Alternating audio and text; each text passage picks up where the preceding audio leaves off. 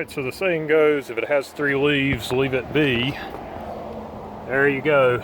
That's what poison ivy looks like. All this in here. Now this plant right here is not poison ivy, but that is. So, yeah. All right. So, anyways, there's been a lot of poison ivy down here in the segment. Basically, it started. Look, there it's climbing up a tree. Look at that.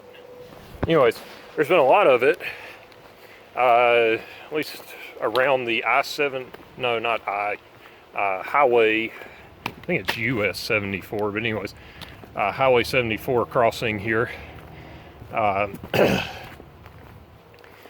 And yeah, that's been something I've been watching out for, because I'm allergic to it. Some people aren't, some people are.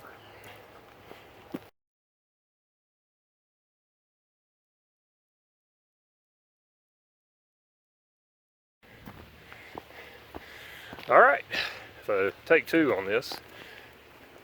I don't know if you can hear that sound or not, but that is the sound of a gentle rain falling in the mountains. Pretty flowers here. And yeah, so that makes 4 out of 4 days that I have gotten rained on, which is fine in a temperate rainforest. Yesterday was certainly the worst. I ended up having to wring my shirt out a couple of times to try and stay warm. Kind of the way I look at it is that some days when you're hiking, the 2 main things you have going for you are that you are moving and you are warmer than the surroundings. So if you can maintain those 2 items, you'll be okay. And that's what I did. I actually stopped for a little while and I had to resume hiking just because I was getting cold. And so I tried to wait the worst of the rainstorms out under some trees with some big leaves on them. And those will shed the water for a little while and keep you from getting wet. Eventually, though, you're going to get wet under the trees too, unless you have an unusually good shelter. So eventually you just have to start moving again. Starting to do some climbing here. This is what I expected. And I've got, I don't know, probably 9 more miles of this. So I'm gonna keep rolling.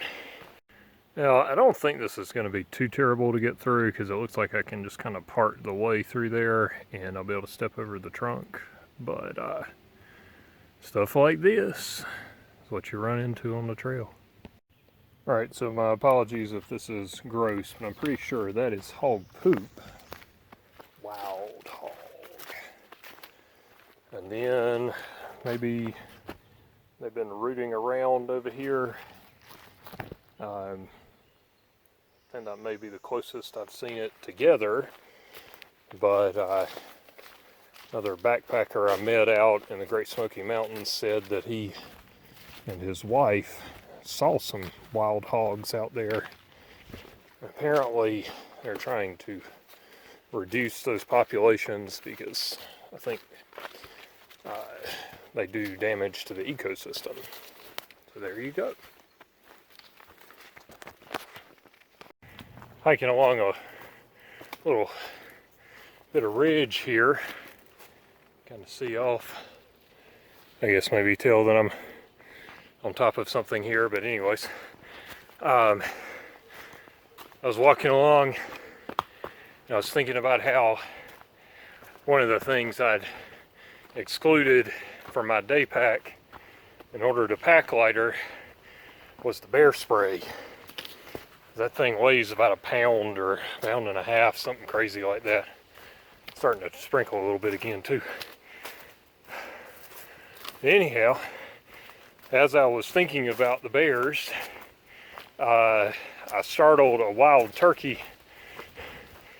That thing took off. I don't think I've ever seen a turkey fly that far, to be honest. But it did. It flew off down the mountain. Took a few more steps. I should have started recording then, because I startled another one, and it flew off the other side of the mountain. So I got my heart racing a little bit.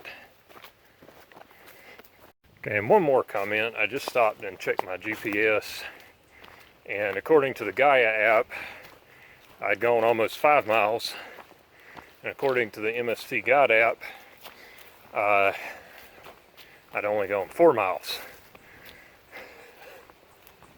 Who knows? One way or the other, when you're consulting the trail guides, you know, just take them with a grain of salt. Every day I've come up with more mileage than the guide said I should. So, yeah. There you go.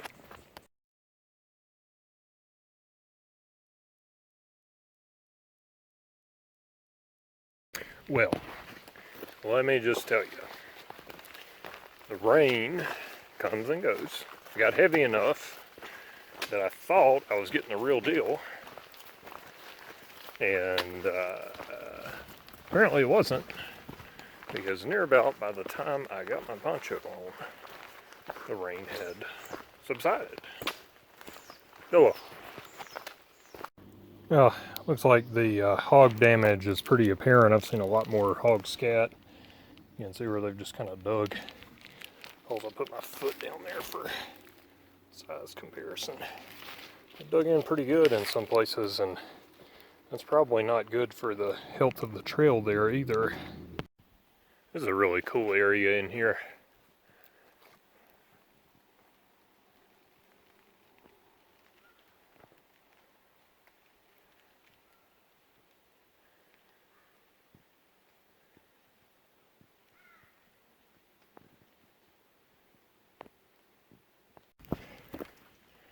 This stuff here is surprisingly hard hiking, because the rocks and the roots are all slippery.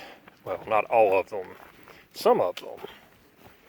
And I haven't gotten to where I can completely differentiate between the rocks that you'll slide off down the hill or rocks that are okay to walk on, not a problem. Nice and misty, cloudy, whatever you want to call it. Otherwise, comfortable hiking, and thankful that it is not currently downpouring rain.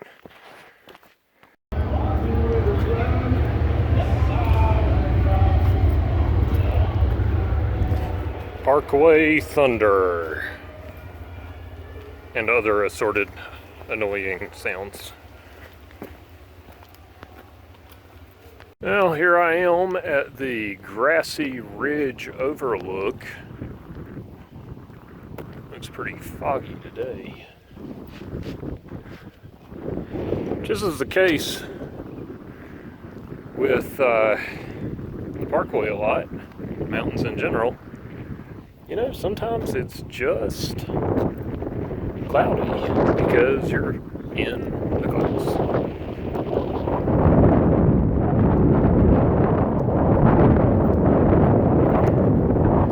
And hidden away quietly over to the side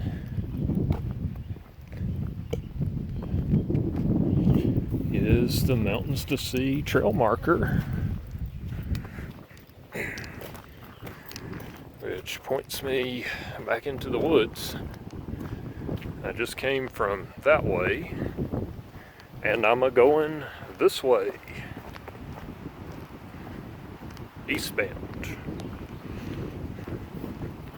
Alright, I guess I'm going to nerd out on everybody a little bit, but that is just the coolest thing to me. And there's all that quartz broken up, filling the hole in there. I don't know if that was put there or what, but I certainly don't see I feel confident it was put there, or where they got the rock from, because that is definitely different than most of the other rocks around here. There's quite a few quartz intrusions around here. I guess you can see. Maybe like that. Maybe they just busted up one of those, because it might just be white inside. This might be setting up to be a real pretty finish. It's like the sun's trying to come back out again. We'll see. All right, I am almost to the Double Top Mountain overlook, and I gave up on trying to push through this with the trekking poles. Just trying to take big steps. Be picking grass seeds out of my socks for a while. But this is just one of those spots where they haven't got to the trail maintenance yet, and I have little doubt that the Carolina Mountain Club in the near future will have a crew of volunteers come out here and weed whack this and restore it to pristine, easy hiking conditions.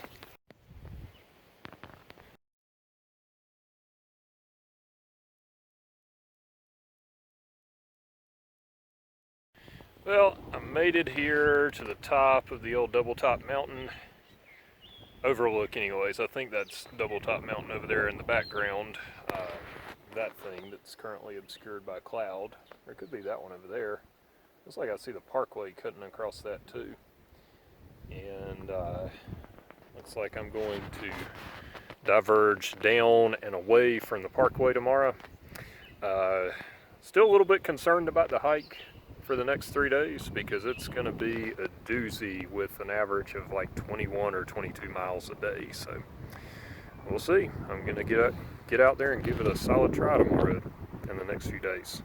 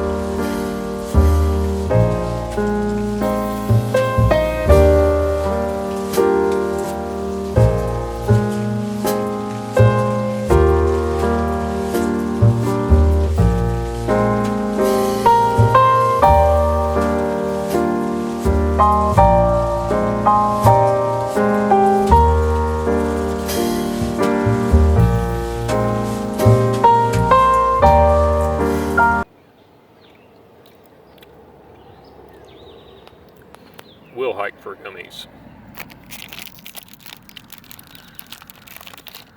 Yes.